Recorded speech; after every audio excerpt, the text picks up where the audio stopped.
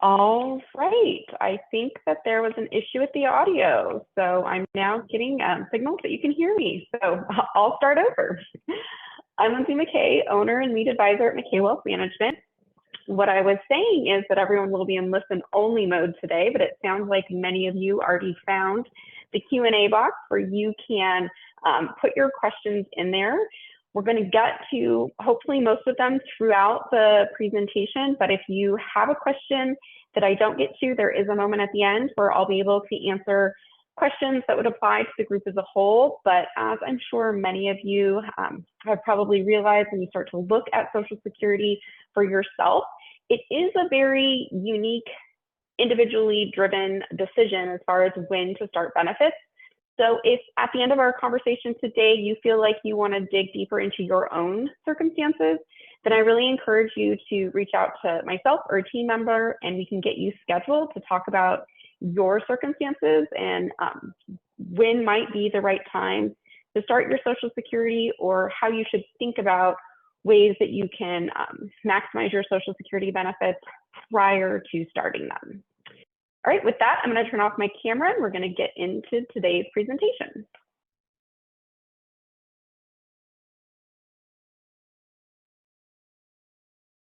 So for those of you that are not clients of ours, Social Security is a really important piece of your financial planning life.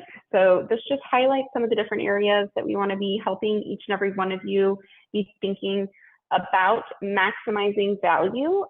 And when we think about getting to that stage of retirement where we're starting to be in distribution mode, we're starting to think about what sources do we have for income. Social Security is a really big piece of that. But there's a lot of planning that we can do ahead of time for Social Security, but also the rest of your investment life. And so it's really kind of important to start thinking about some of these things long before the milestone comes where you're eligible to retire or eligible to start Social Security benefits. So here just to help you think about some of the other areas that we can help you think about the full financial picture.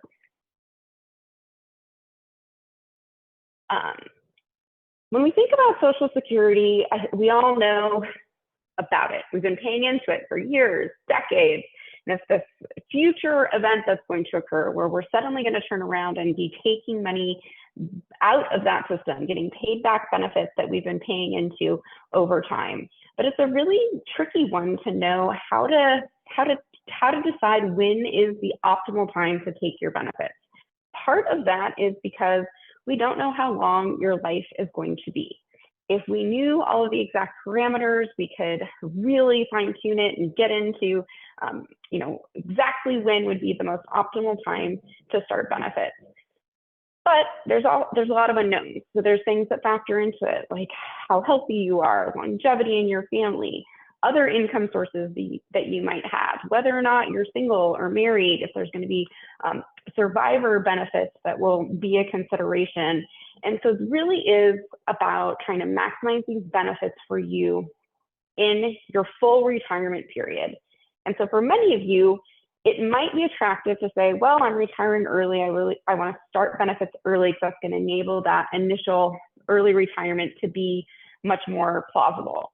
Others of you may be more concerned about the long end of retirement life, saying, I'm concerned about outliving my money or living for a long period of time and needing increasing costs, which could mean that those Social Security benefits become even more important on the long end of the horizon, and therefore delaying them and starting with a higher benefit amount down the road might be more attractive.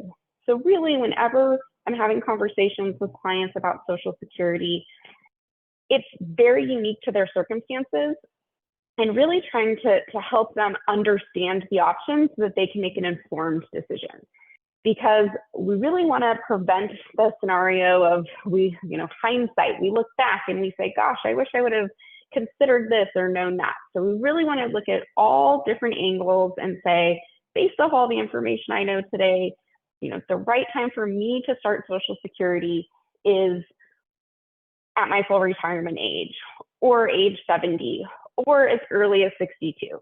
So that's just to say that there really isn't a single answer that can be applied across the board, but it's really more just making sure we understand your circumstances and then how does Social Security fit into that. So when it's coming up in conversations with clients, one of the things that clients most frequently ask is this first one: will Social Security be there for me? I think this is one of the #1 questions that I have, and people frequently want to grab it while it's there as a concern that it may someday be gone. So we're going to address that. We're also going to talk about this: when should I begin collecting Social Security benefits? We're going to talk about it high level, meaning just some things to consider. As I said, I don't think there's a single rule of thumb that applies to everyone across the board, but really this is going to cover topics for you to think about for your own circumstances. And then we can have a follow-up discussion around your full financial picture and saying, when is Social Security going to be there for me? And then the other thing that's important is, how much should I expect to receive? Not just in a monthly benefit, but we like to think about this as, how much am I going to receive over my lifetime? So a lot of planning we do, we identify how much individuals are going to need for their income on a monthly cadence, but also thinking about those extras that can come up, like travels or major home repairs, new cars, increasing medical costs. We look at all of those things and come up with here's how much money you're going to in full be spending during your retirement years. And then we look and say, how much of that do we want Social Security to cover? Example, if we're going to have $4 million that we spend over our life and retirement, how much of that can be offset by Social Security versus spent with our own assets? So that's another thing that we're going to take a closer look at. So when we think about this first question is, will Social Security be there for me? And this one is a hot topic. I think everyone's aware of the fact that there is a problem with the funding for Social Security. There's a lot of different contributing factors to that.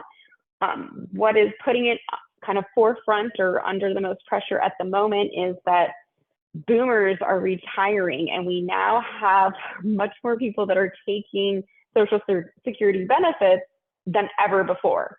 So if you think about it, there's this wave of people that have been paying into the system that are now shifting over to being beneficiaries of the system. So fewer people paying in is one of the challenges. We have more people claiming and less people that are offsetting the payments that are going in. We also have on here, I'm showing the maximum Social Security benefits for individuals that are starting benefits this year. So that means that if you're eligible for Social Security and you were beginning, whether it be full retirement age, 67, delaying until 70, or early retirement of 62, this is the maximum benefit that an individual could receive this year. And I highlight that just because these are starting to become increasingly larger numbers. For many of you that are on the meeting today, probably had parents or grandparents that you've been hearing about the Social Security benefits that they were receiving on a monthly basis. And the numbers were much smaller than what we're seeing for individuals starting benefits right now. That's also creating some challenges because we have higher benefits to start, and then also we have increasing cost of living adjustments that happen. We're going to look at that in a minute. And some of the past couple of years, we've had really high inflation numbers, which creates another challenge as far as the funding for Social Security. But when we look at it, there's currently enough reserves in there to cover full benefits as projected through 2037. And at that point, then it becomes that there are only enough funds that are in there to cover 80% of the benefits that are projected. So if we think about that, starts to get a little concerning, especially for people that we're near retirement. We're getting ready to depend on these benefits. And so we want to make sure that we talk about what are some of the things that can be done to offset that shortfall that exists there. What are the things, how can we be impacted? So the first thing that I'm going to say is that before we look at that is that most of these are things that happen on a cadence or get in place where it's not going to impact people that are already in that retirement or Social Security eligible age. And so in the past, when we've seen these go into effect, changes to the Social Security Administration, they happen for people that are 60 or younger. So if you're already in the window where you're 60 or older, it's unlikely that some of these changes would impact your benefits. You're grandfathered in if you think about it that way. But some of the things that they are being proposed and discussed are increasing the maximum earning amount for Social Security. And what that means is that's the amount that we pay taxes on. So as I said, everyone on this call, if you've had a job, you've seen the money that comes out of your paycheck that goes to pay towards Social Security, you pay half, your employer pays half, but that only applies on income or earnings up to $168,000. And so that's a threshold where we could raise that or eliminate that maximum and start creating or get opportunity to bring in more tax revenue on those high wage earners. So that's something where, again, a subtle shift that could really make a difference as far as how are we getting additional funding. Raise the retirement age. This is one too, where again, if you're in that 60 and older, I don't think that that would apply to you, but for people that are younger, everyone born after 1960 currently has the same retirement age as 67. So when we think about the projections of funding, the Social Security Administration is looking at it and saying that all of these future retirees are going to be eligible at 67. Well, what if that got pushed out further and there was more years where they were paying into the system before collecting benefits? That could have a big impact on the funding in the future. Change the benefit formula. This is one where, again, we're going to look at it in a minute as far as how are we eligible for Social Security benefits, but it could be something where we see that that gets calculated differently. There could also be income restrictions. If you have enough income outside of Social Security, is that going to have a reduction in your benefits? That's one that's not as popular because it's a system that everyone's paying into, but there's a lot of things that could be changed for slight adjustments to have a real big impact. Another one that's on there is change the cost of living adjustments. So that's another kind of formula change for how do we get increasing cost of living changes. The cost of living on average, when we look back historically, is 2.6. That's what Social Security Administration uses for its projections. But you can see that when we look at the past 10 years, there's relatively narrow movement as far as what kind of cost of living adjustments we were seeing, with the exception of the last couple of years when we were in heightened inflation. But as you'll see, there's years where it's zero or close to zero, 1.5, 2, kind of 2.8. And so you're really thinking about how are we adjusting for increasing costs and making sure that we're not creating too much pressure on Social Security.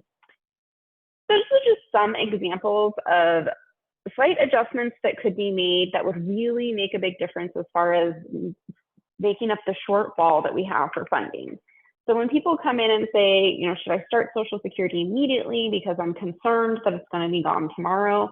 I think that there's going to be changes that occur ahead of any type of kind of drastic overnight changes that prevent you from being able to access your benefits. But it's also one where, again, our job is to help inform you about the circumstances so that you can make an educated decision about when you want to start your benefits. And so if it's something where you want to start getting money out of there sooner rather than later to make sure that you're accumulating as much as possible, that is a consideration and something that can be talked about.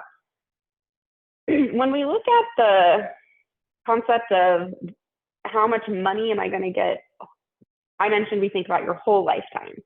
So it's not just a matter of, am I going to get more on a monthly basis now versus 2 years from now or 3 years from now? But it's also saying, well, how does that add up over the cost of my lifetime? So this example here shows that if you were to get $2,000 a month, how much that adds up to as we look at it decade over decade. And so the first 10 years, it's projected to be 300,000. You get another 20 years on there, 600. And by the time we get to the end of the 30 years, $1 million. So that's that example of I've got $4 million of anticipated expenses in my retirement. If $1 million of it's coming from Social Security, that's a good variable for me to know and help to plan around. Now, I think if you're looking at this too, you might suddenly be questioning some of the math here to say, how do those numbers come together? A big part of it is that cost of living that I mentioned on the previous one. So this is assuming a 2.6% cost of living, starting at $2,000 per month, and then having 30 years of retirement benefits or Social Security benefits in retirement. This is a really big piece of the puzzle, and that's why it's such an important decision to consider and take the time to really dig into. It's especially important if you're not the only one that's going to be potentially receiving your benefits. So we'll talk about that a little bit later as well. So when we think about how much am I going to get, a lot of times people say, I get the statements, I haven't, I've got these estimates of what I'm going to be getting upon my retirement, but how is it calculated? How will it impact if I retire early, have fewer years that I'm contributing into it, or if I had a lot of years where I wasn't contributing anything because I was potentially out of the workforce. This is probably a little bit deeper than maybe everyone wants to get into, but real quickly, we'll just kind of revisit that you have 35 years of earnings is what's looked at. And they look at your average index monthly payment. So what that says is just how much were you making monthly each of those years. So you'll see on your Social Security statement, it'll have a year and it'll have your taxable income. And the way that it actually calculates your benefits is it breaks that annual down into monthly, and then it weights it based off of these different thresholds. And so you'll see here that your first dollars that you earn each month actually carry a much bigger weight than your last dollars that you earn. And so the formula is intended to kind of balance out the system so that we have benefits that are across the board for everyone by having more of those early dollars go towards your future benefits. And so once we've calculated your primary insurance amount, that's what that page was showing us, then we look at it and say, how much of that are you going to receive? So first we calculate what's your primary insurance amount. And then we say, based off of when you start collecting benefits, how much will you receive? And so this page here shows, depending on when you're eligible for full retirement, it is between age 66 and 67 for people born before 1960. For people born after 1960, it's just age 67.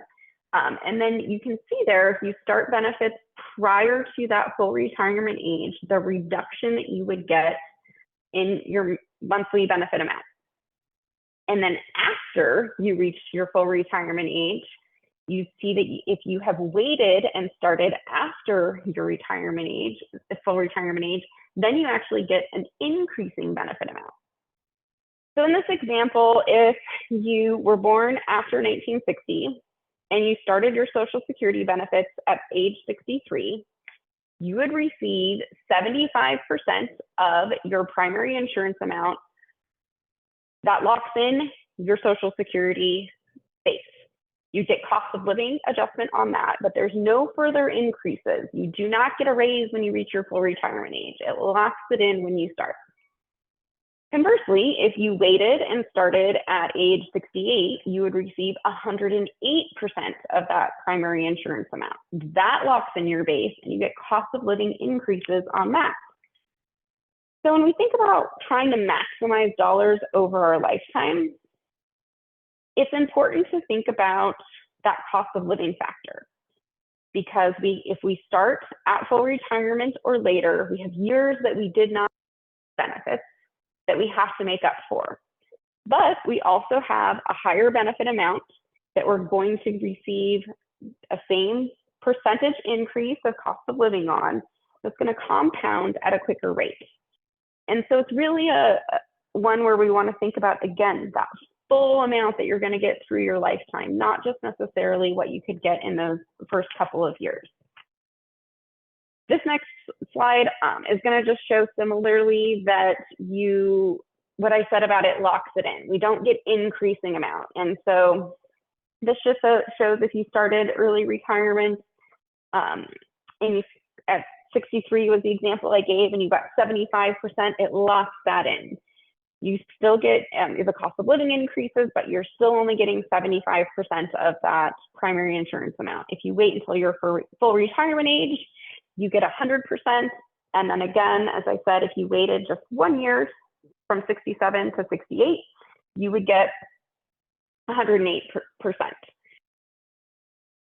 So there is a maximum amount of time that you want to wait for whether you're 66 or 67 for full retirement age.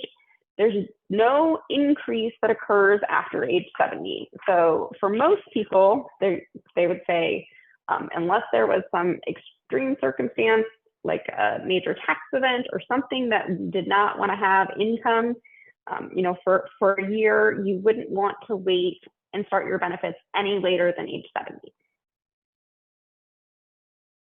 One of the things we get asked a lot about is spousal benefits. And this used to be a lot more complex because there was different filing options, where now they've simplified it. The Social Security Administration has really simplified things and said, you really just get the higher of your own benefit or 50% of your spouse's benefit, whichever is higher.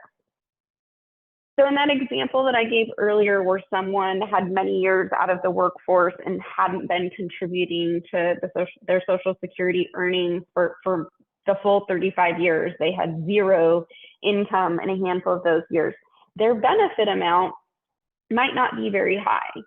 And so if they are married, they have the option of taking their own benefit, or if their spouse's benefit is high enough that 50% of the spouse's benefit would be a larger dollar amount than their own, they can take that. The catch is, as you can see there, they have to wait until their full retirement age to get the full 50%. Their spouse must be receiving benefits. This is also a change that occurred not that long ago. So if you or your spouse want to have spousal benefits, the other person has to be receiving Social Security benefits. So that can be a challenge when we come into the scenarios where someone's waiting until 70 and their spouse is under 70 and wants to collect their spousal benefits. That individual who is waiting has to file before the spouse can take their spousal benefit. They can take their own benefit, but they can't take their spousal benefit. You can take it as early as 62. It will be reduced, just like a primary earner's Social Security benefit is reduced if they take it early. But unlike a primary earner, the spousal benefit does not get delayed credit, meaning it does not increase after they've reached full retirement age. They max out at 50% of the spouse's full retirement benefit at their full retirement age. So there's not a benefit on the spousal side to delay past full retirement age. So it's a few moving parts. So I think this one might be harder for people to wrap their heads around on their own. But if you have a circumstance where you think that you might be taking spousal benefits versus your own benefits, that's something we can definitely discuss. Another thing that comes up often is spousal benefits for someone who's no longer married. So if you divorce a spouse that you were married to for at least 10 years and you have not remarried, then you are eligible for benefits under that ex-spouse. So this is a great example of you had missing earning years because you took time out of the workforce, had a family, your spouse was the breadwinner, and for whatever reason that marriage is no longer in place, you're still entitled to get Social Security benefits from that primary earner as long as you were married for 10 years. And then the piece that is important right below that, there is an exception, unlike the traditional spouse benefit, is that that individual does not have to be receiving their own Social Security benefits if you've been divorced for more than 2 years. So the good news is if your ex-spouse is waiting to file for benefits until 70 and you're 67 and ready to file now, you do not have to wait for them to start their benefits. Similarly to the spousal benefits, you must be at least 62. This one's interesting. More than one ex-spouse can collect off of the same worker. So that means that if your ex-spouse remarried and they have a spouse that's going to collect benefits under them, that does not impact your benefits. So there can be multiple people that are all collecting off of the same worker, which might be part of what's contributing to some of the underfunding of Social Security. Back when it was created, I don't think it was as common to have multiple spouses and therefore multiple people collecting off of just one contributor. The other thing is that you just need to be mindful of is that if you remarry, then that can negate your benefits off your ex-spouse. So it's not a reason to not remarry. It's just one of those things where we want to make sure if you plan to or are collecting spousal benefits, we need to make sure that it's not, remarriage is not going to impact your Social Security amount. I mentioned earlier that we think a lot about the full duration of your retirement and how much these benefits are going to add up to. So not just that immediate, what am I going to get each and every month that I start it, but how much is it going to build up to over the course of my lifetime? And survivor benefits are a really important piece of that. So we typically want to make sure that people understand that if you are in a situation where you both are receiving Social Security benefits, whether or not you're each receiving your own or one of you is receiving spousal, when someone passes away, you lose a full retirement benefit. You lose the lower of the two. So when we're doing our planning, it can be important to consider that long end horizon of saying, well, someday, if one of us predeceases the other, how are we going to maximize the remaining Social Security benefit that we can get? And so this slide here is talking about if a primary earner claims early and passes away, then there's going to remain a reduction in those benefits to the survivor. If they claimed at full retirement age, there's no reduction. The survivor is going to get the full amount of whatever that person was receiving. And also, if they claimed after full retirement age, so there was an increase in benefits or delayed credits is what they're referred to, those also stay intact. So I was mentioning before that we essentially are locking in a base. And so to reiterate it here is saying whatever you elect, that locks it in not only for you, but for your survivor. So if you're in a situation where we want to make sure we're helping to protect a spouse, we want to make sure that we're really considering how that survivor benefit is going to continue once you're gone. This can be increasingly important if there's a big difference in benefit amount or if there's a big age difference. So something to consider on that. The other thing, when we've already talked about this too, but Social Security does make up a large chunk of our monies in retirement, but it's really only one component.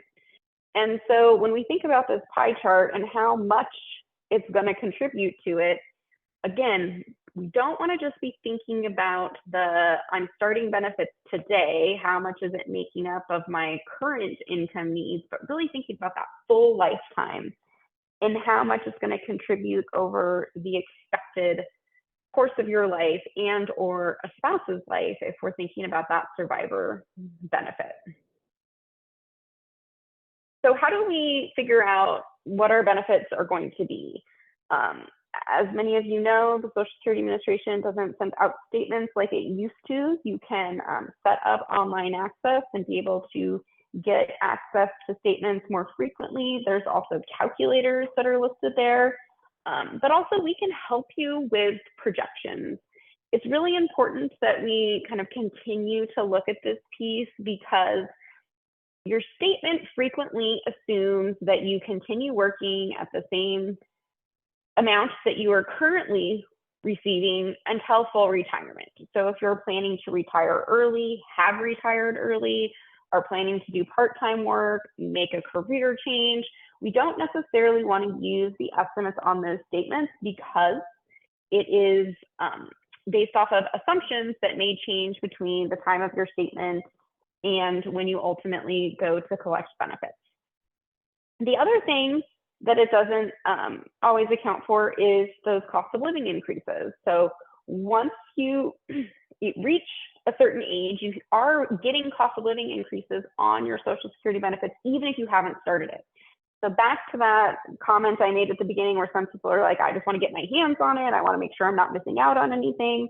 Once you're 62, you get to participate in the cost of living adjustments on your benefits while they continue to accrue. So we're not losing it, but again, how do we factor that into making sure we're looking at our benefits as well? There's just a couple of resources there if you're wanting to gather some more information or you have not reviewed your Social Security statement recently. When we look at those Social Security statements, it's really important that we look back at that earnings history and make sure that there are no zeros in places that there should not be zeros, meaning there isn't work history missing. And so obviously when there's zeros, that stands out a lot more and are easier to check. But I've also had a handful of clients that had underreported earnings for various reasons. And so if you haven't audited your statement and looked at it to say, you know, does this feel like these numbers are in line with what they should be? I would encourage you to take a look at that just so that you can make sure that when the time comes, you're not scrambling and trying to get them adjusted, because I'm guessing everyone on the call today wouldn't be surprised to learn that it is time consuming to try and get things changed with the Social Security Administration. One of the things that has been changed, or I guess simplified, is with you get the hire of your own benefit or a spousal benefit, applying's actually become a lot easier. And for most people, you can apply online when the time comes. And it doesn't need to be something where you need an appointment with the Social Security Administration or have to make a phone call to try and get clarity around your benefits. But there are some circumstances where it does make sense to make an appointment to go over your benefits and get some questions answered. So there are local offices that you can get appointments with, but those appointments typically are months in advance. And so I think it's important just for anyone who's thinking right now about needing to get some clarity or wanting to get some more specific questions answered, where the Social Security Administration would be, the right people to go to. Just know that you want to kind of have a few months ahead of time, have that appointment scheduled so that you can not be behind the ball when you're ready to go. The other thing is, when you are going to apply, whether you decide to apply early, full retirement age, or delayed, it does take a couple of months for that application to process. So you can apply ahead of time, up to 3 months, and have your date set in the future to ensure that benefits start in a timely fashion. If, let's say, you just turned 70 and you said, oh gosh, I haven't applied yet, I better get on it, it's not too late. You can still apply, and with an application that backdates to whatever age you want to start benefits. And then in that instance, if it was a couple months ago that you missed, they'll give you, they'll true you up and give you, your first payment will be reflective of when that application came through. So don't panic too much if you're worried about the time period. I just share that because it is something that can take a couple of months to get through. One of the things that also comes up when we think about this optimal time for applying is making sure that you don't start benefits it too early, especially if you're still working, because there is an earnings test that will happen and your benefits will be decreased for every $1 you earn over the threshold, which is relatively low, until you reach your full retirement age. So for a lot of people that are in that, I want to start it as soon as possible and make sure I don't miss out on anything. It's important to remember that that earning test does apply until you reach your full retirement age. So you want to be really mindful of, if you have other earned income, which means income from an employer, it's not investment income or anything else. It's really just that earned income piece that we need to be mindful of. But one of the things that we really do spend, a decent amount of time considering is this leveraging benefits, is thinking about that additional increases that you see. So after we reach our full retirement age, that additional 8% a year that will be there. So it's really, again, how do we figure out for each of you what the right balance is as far as when we're going to start benefits? A lot of it does have to do with if there are two of you and the ability to be thinking about how to maximize benefits for both. So this is one where we used to have a lot more options for spouses than we do now, but this is essentially just saying that if we have a situation where you're not going to be eligible for spousal benefits, meaning your own benefit and your spouse's benefit are high enough that they are more than 50% of the others, then in order to maximize benefits for both of you, just purely looking at the numbers, waiting until you're 70 is really going to leverage those benefits the most over your lifetime. Obviously, there's personal circumstances and other considerations. This is just purely looking at the number side of it. If you have someone that's going to be collecting spousal benefits, meaning that their own benefit is less than your own, then that might make sense for them to claim earlier, even if you're still delaying your own. And so what that could mean is, if I'm a spouse and I'm at my full retirement age, I can collect my own benefit, even though it's lower than what my spousal benefit will be. I could collect it for a handful of years until my spouse starts their benefits at 70. Then I could get an increase to spousal benefits, which would be 50% of what that person receives. So let's just say that I had $1,000 a month benefit on my own, and off of my spouse, I had a $1,200 benefit, right? Well, it doesn't make sense for me to wait all the way until they start collecting their benefits if I'm full retirement age and they're delaying. So I get nothing for those 3 years. Instead, I'm going to take my own $1,000 for year 1, 2, and 3. And then when my spouse starts collecting benefits, I'm going to go ahead and switch over to spousal benefits. So there are some considerations as far as not necessarily letting everyone wait until age 70 is what we're trying to share with this slide.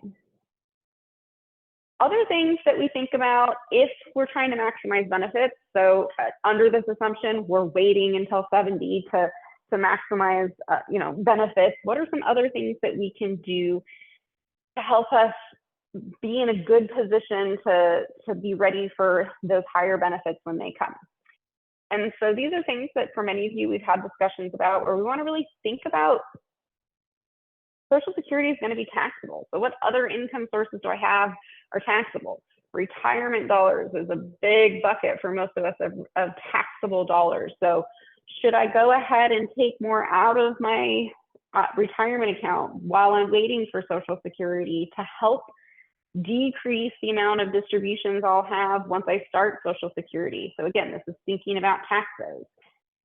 Anticipate your required minimum distribution. So frequently people want to delay taking money out of those retirement accounts as long as possible, but then we could be required to have big distributions starting at age 73.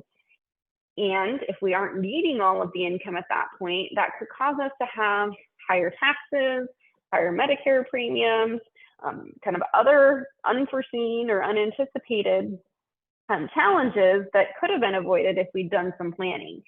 So we really want to think about, if we're delaying Social Security and have the flexibility to do that, are there other things that we can do with those retirement dollars before we get to those required distributions.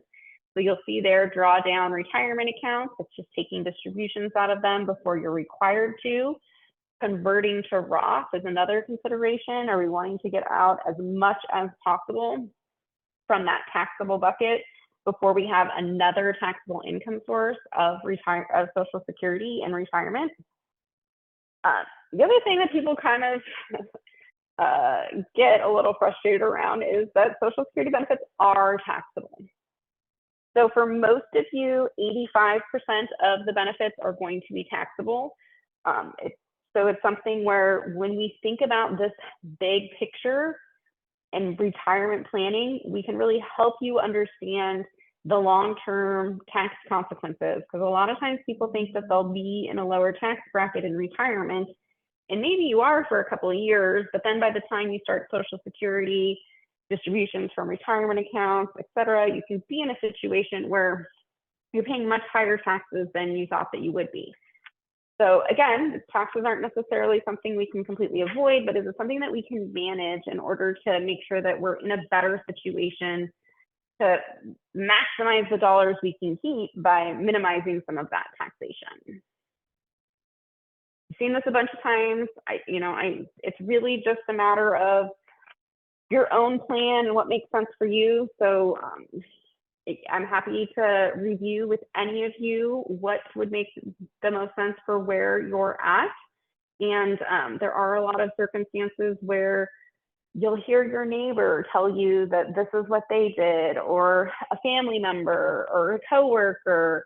And so just remember that it is very unique to each individual circumstances, and that what one person does may not be the right thing for the person next to them. And so it's really just encourage you not to get too caught up in what other people might be doing, and work with us to make sure that we are implementing something that's specific to your circumstances. And so just as I'm saying, everyone's in different circumstances. There's a lot of different components to consider. And one of the things that we spend a lot of time focusing on and working with you on is to say, you've built all of these different pieces of your financial picture, and it's, we want to help you figure out how to trigger income off of them in a way that makes sense for your needs, but also is going to make sense from a tax standpoint and a longevity standpoint. So when we think about that picture, it could be that we aren't always planning for longevity. It could be a circumstance where someone has health concerns and they're not going to live that long. Well, that's going to say we should probably start Social Security earlier than later. Conversely, it could be that we're worried about not only ourselves living for a long time, but a younger spouse who's not going to have as high of a benefit. Then we could potentially want to be delaying it to make sure we're maximizing dollars for both of us. So it really is something where we've got to continue to explore all these other pieces and decide how they fit together, as opposed to trying to make a decision about one single piece at a time, because they are very intertwined. So as I said at the beginning of the call, it's a lot of information just to get us thinking and have us say, what are the questions that you really should be considering for yourself? But if there's questions that you have that feel like it'd be appropriate for the group, I'd love for you to put them in the question and answer box, and we can go through some of them. Or if it's not applicable for the group as a whole, we will follow up with you directly to make sure that you've got enough information to feel like you're making an informed decision about your Social Security. The biggest takeaways from today really are that if we go back to those original questions that we asked, is Social Security going to be there for me? I feel fairly strongly that the answer is yes, especially for people that are already in that 60 or older, that the changes that could be implemented would be less impactful to you than they will be to people that are under 60. And if we carry that thought, a little bit further, I would say for any of you who have children that are younger and saving for retirement, it's going to be increasingly important that they build up substantial retirement assets. As we thought about the piece of that, the pie that showed how much Social Security makes up of your overall income need, it's probably going to be less for future generations. And so want to make sure that they're saving. You know, when should I apply is a really loaded question, and it's a hard one to answer because there's a lot of different factors that go into it. And so that's one that, again, we want to have that conversation with you to make sure that you feel good about the timing of when you're going to start your benefits and considerations that you need to think about, not just for yourself, but for your family. And then that third question of how much am I going to get? Well, that really depends on how much you earned during your working years. And so while that's one where frequently people, it doesn't feel like there's as much to control or decide around that, it could be something where you do decide to work for an extra couple of years, or, hey, I just got a higher paying job, and so I want to have a couple of extra earning years at that threshold before I retire, to help boost up some of those benefits. So that's something else that we can help look at to say, how much will I get, especially if my circumstances are going to change. If I'm going to work part-time, if I'm going to retire early and not take benefits right away, we can help you figure out all of those pieces. So as I said, today was really mostly to give you some thoughts to be considering, and then encourage you to schedule time to meet so that we can talk about your individual Social Security benefits and how we can help you better understand them so that you can make an informed decision about when you want to start those benefits and how that's going to impact not just your early retirement years, but the duration of your retirement. So no questions have come in, so I'm going to take that as a sign that I gave you just enough to get your brain thinking, and you need some time to process that, and I will look forward to having you come back with some specific questions the next time that we meet. Or if you want to schedule a time for us to get together, you can access our calendar online at mckaywealth.com. And there's a scheduling tool there where you can see available meeting times, and just go ahead and schedule an appointment for us to talk about your Social Security and how we can help you plan for this large part of your retirement income. All right, well, thanks everyone for joining, and hope that you have a wonderful rest of your day and week, and we'll talk with you soon. Bye.